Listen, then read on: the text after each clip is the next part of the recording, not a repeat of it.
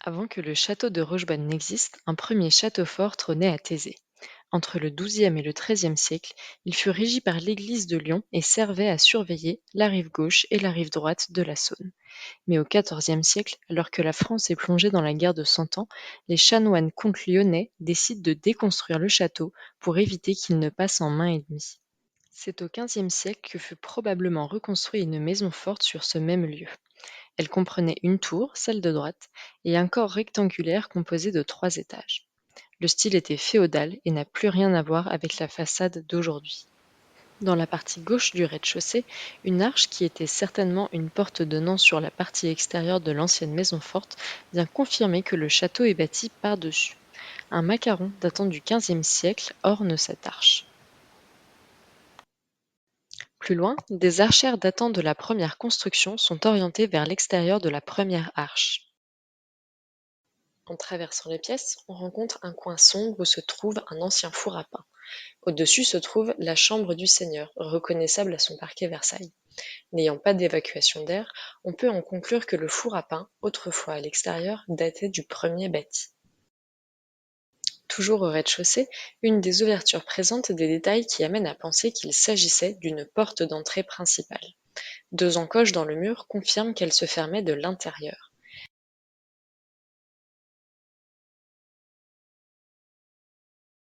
Le rez-de-chaussée a été entièrement rénové grâce à l'association Culture et Patrimoine qui, par l'organisation de visites guidées et d'événements culturels, ont pu lever des fonds et par la suite ont aidé la mairie à récupérer 100% des parts du château.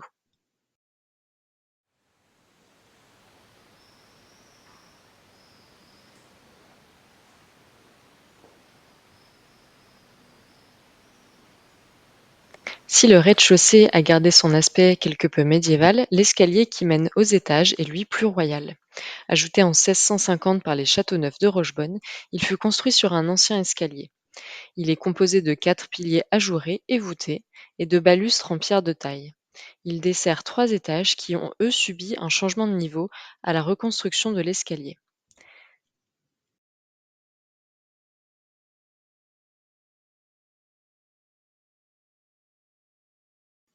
Si l'on monte au 2e étage, on remarque un vide entre 2 murs. Ce sont en réalité le premier mur de l'ancien bâti et un mur plus récent du XVIIe.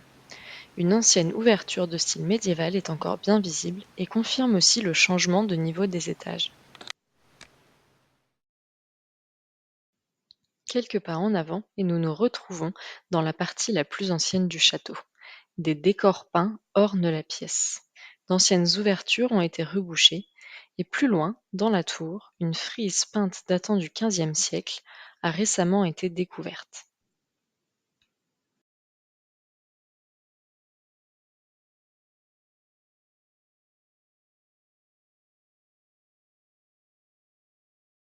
Dans une pièce en enfilade, un autre témoin de la première maison forte a été conservé. Une fenêtre à coups-siège est restée presque intacte et elle donnait autrefois sur les extérieurs du château. Le reste de la façade du château a été rajouté à la période de l'agrandissement au XVIIe siècle, sous la famille Châteauneuf de Rochebonne. Au centre de la façade, on peut voir des fenêtres en trompe-l'œil. Elles datent de cette période et ont été peintes pour ne pas rompre la symétrie de la nouvelle façade. Mais pourquoi donc ne pas mettre de vraies ouvertures? Eh bien simplement car derrière se cache un mur d'environ 2 mètres d'épaisseur et qui était l'un des murs extérieurs de la première maison forte. En descendant au premier étage, on effectue un bond en 1650 et jusqu'au XVIIIe siècle. Cet étage a été agrandi en 1650 et accueille la chambre du seigneur. Les dorures sont encore visibles sur les murs et le parquet Versailles presque intact sous les débris d'un plafond fragilisé. Si l'on avance un peu plus loin, en traversant la galerie, la salle des peintures nous révèle bien des choses. Une fenêtre aujourd'hui bouchée laissait autrefois passer beaucoup de lumière.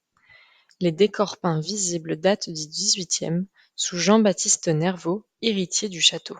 La salle est peinte d'un trompe-l'œil, d'une galerie à l'italienne dans un style néoclassique. Les étendards et les casques indiquent qu'il s'agissait certainement de la salle des armes. D'autres décors comme l'arc ou le carquois de Cupidon symbolisent l'amour.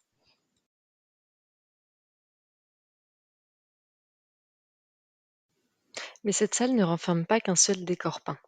Récemment, une première fresque a été retrouvée sous l'actuelle. Sa datation est encore inconnue.